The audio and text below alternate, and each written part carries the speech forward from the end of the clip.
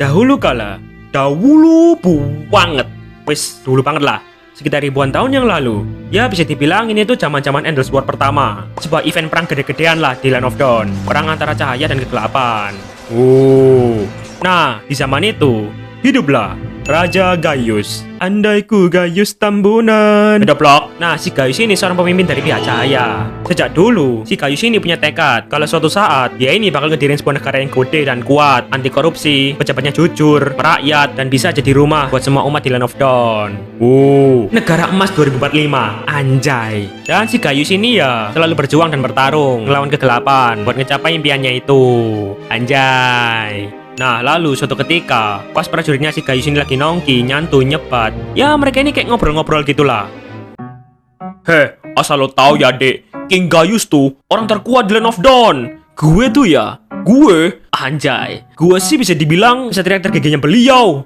Anjay, kelas King. GG bang, kata Ilham. Hah? Orang terkuat? Mana ada? Masih kuatan gue lah.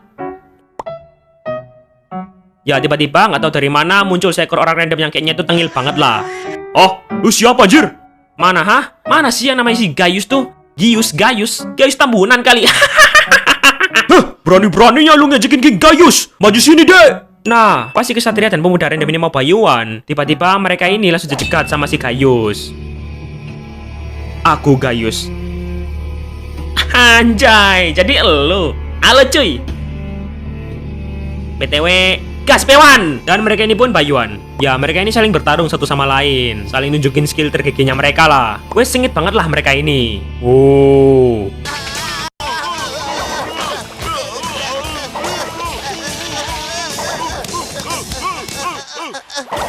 Nah, tapi yang nggak si Gaius ini kira, tiba-tiba pemuda random ini berubah jadi monster garangan yang punya kekuatannya lebih gede dan OP. Ya, gue sebut mode garangan aja lah perubahannya dia ini. Nah, tapi ya, meski begitu, si Gaius ini tetap pede. Dan sangarnya, dia ini bisa ngimbangin kekuatan dari mode garangan itu. GG bang, kata Ilham. Dan ya, selama 3 hari 3 malam, mereka ini bayuan terus, gak kelar-kelar. Anjir, nih dua makhluk bukan manusia anjir. Dan di tengah bayuannya mereka ini, tiba-tiba si Gaius ini ngomong, aku punya tekad untuk membangun negara yang besar dan gigi di tanah ini. Anjay, GG bang, kata Ilham. Nah, ngedenger tekadnya si Gaius ini, sang pemuda ini tiba-tiba itu berhenti nyerang. Ya, akhirnya setelah 3 hari 3 malam, pertarungannya mereka ini pun berhenti. GG bang, kata Ilham. Goblok. Terus sang pemuda random ini pun langsung kenalin dirinya. Keren juga lo. Kenalin, gua Lukas. Gua Kurama. Anjay. Nah, jadi sebenarnya si Lukas ini tuh sesosok makhluk kuno legendaris yang ada di Land of Dawn. Jadi ya sebenarnya wujud aslinya si Lukas ini ya yang wujud karangannya ini. Wujud manusianya dia ini tuh kayak cuma penyamarannya dia gitulah. Nah, sejak dia ini diciptain, ya gak diceritain sih yang nyiptain siapa. Tiba-tiba nge-spawn gitulah. Wis bola, terserah Mas Muntun. Nah, sejak dia ini diciptain, awalnya si Lukas ini tuh kayak nggak ada tujuan hidup gitu. Tidak melakukan apa-apa. Sampai suatu ketika, tiba-tiba dia ini dapat hidayah. Suatu saat, kau akan dapat skin collab Naruto. Maka dari itu, kau harus bisa dikenal di seluruh Land of Dawn. Anjay.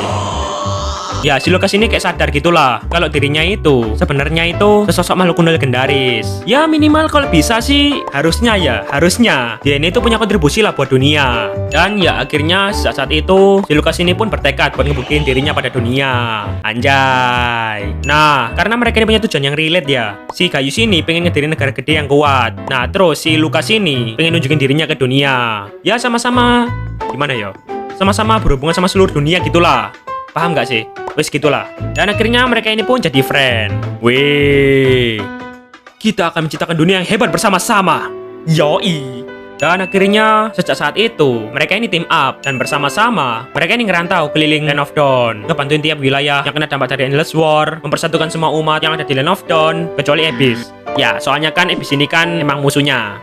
Dan karena perjuangannya si Gaius, si Lukas, dan juga prajuritnya, akhirnya mereka ini pun berhasil buat nyatuin semua umat yang ada di Land of Dawn. Anjay, kecuali Abyss. Nah, setelah tujuan mereka ini tercapai, mereka ini ngedirin sebuah negara yang namanya itu Monian Empire. Sebuah negara yang bakal jadi pusat dari seluruh wilayah di Land of Dawn. Anjay, kecuali Abyss. Nah, si Gaius ini jadi kaisar pertama di Monian, jadi raja pertama lah. Dan si Lukas ini diangkat jadi makhluk suci Monian yang disebut sebagai Beast of Light. Anjay. Ya, tugasnya dia ini ya ngebantuin si Raja Gaius. Ya, kayak jadi Pokemonnya gitulah. Nah, terus juga si Lukas ini kayak diwarisin kekuatan cahaya dari Lord of Light lewat perantara Raja Gaius.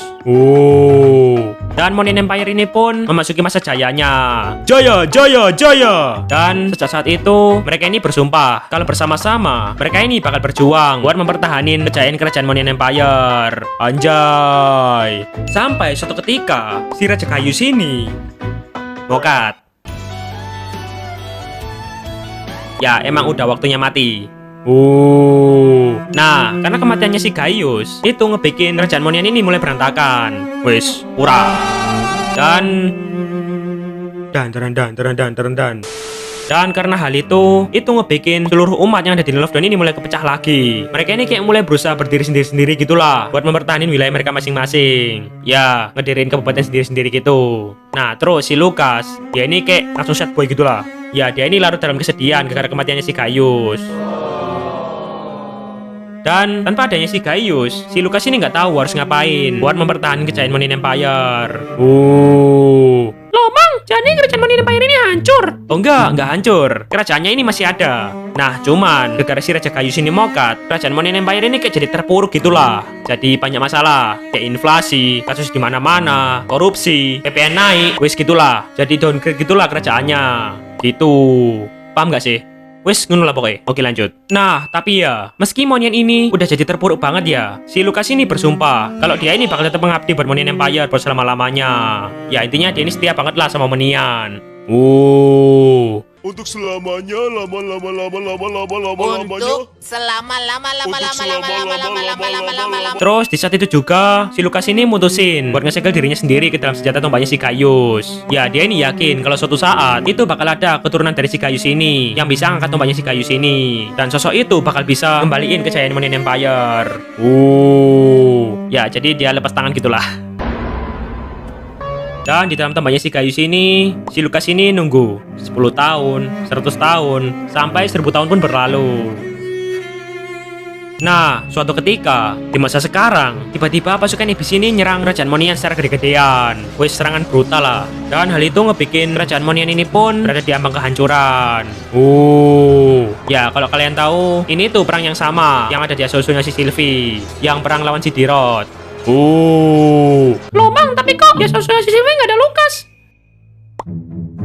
Ya, soalnya belum rilis. Mas Mutun belum kepikiran. Nah, karena kerajaan Monian ini udah kepojok banget ya, udah kepepet, si Sylvie sebagai putri Monian ini nggak punya pilihan lain selain pergi ke tempat di mana disimpannya tombaknya si Gaius. Dan di sana, tanpa disangka, si Sylvie ini bisa ngangkat tombaknya si Gaius ini.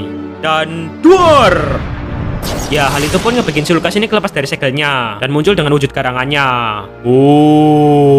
Ya, awalnya si Lukas ini kaget. Si Sylvie ini kayak nggak ada takutnya gitulah sama dia. Tanpa banyak bacot, si Sylvie ini langsung ngajakin si Lukas ini buat team up, buat ngalahin pasukan Abyss yang nyerang kerajaan Monian. Ya, awalnya si Lukas ini nggak percaya gitu aja. Apa iya? Nah, tapi pas dia nih ngeliat matanya si Sylvie, dia ini kayak ngeliat sebuah harapan dan tekad. Dan hal itu ngebikin dia ini keinget sama besti lamanya, si Gaius.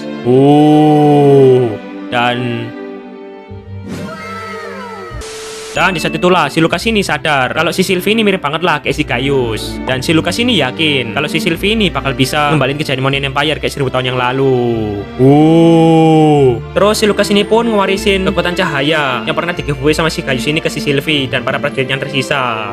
Dan lahirlah para Lightborn. Anjay. Dan dengan bantuan kekuatan dari hero baru, OP dan langganan band, mereka ini pun berhasil bermenang di pertempuran dan mempertahankan Monian Empire. Anjay. Tutor dek. Dan sejak saat itu, si Lukas ini bersumpah kalau dia ini bakal selalu berjuang buat ngebantuin si Sylvie buat ngembaliin kejayaan Monian Empire.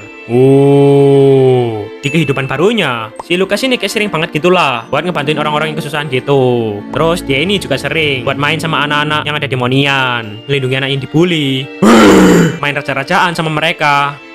Udah ya dek ya main raja-rajaannya.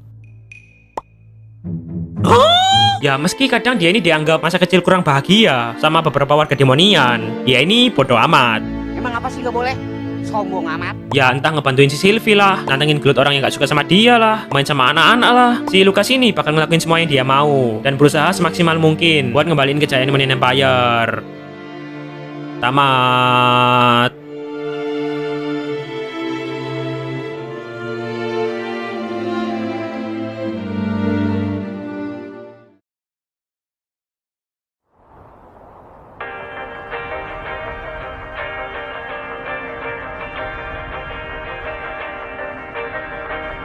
With our courage on the battlefield, victory's guaranteed.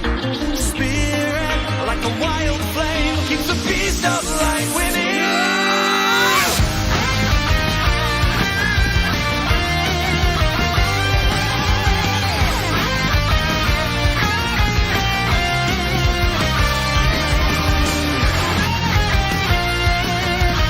This is our fight.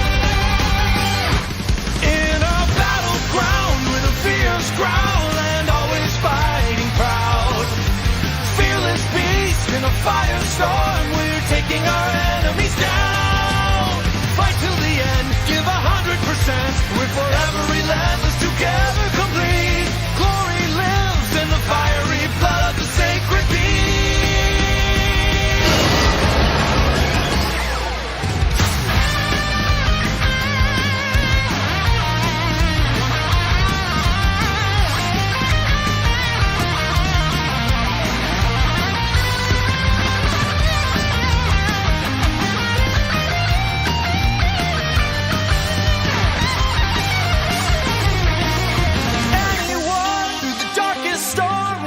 Into the night, battle roar when we take on more and dominating in the fight. Team up again after millennia.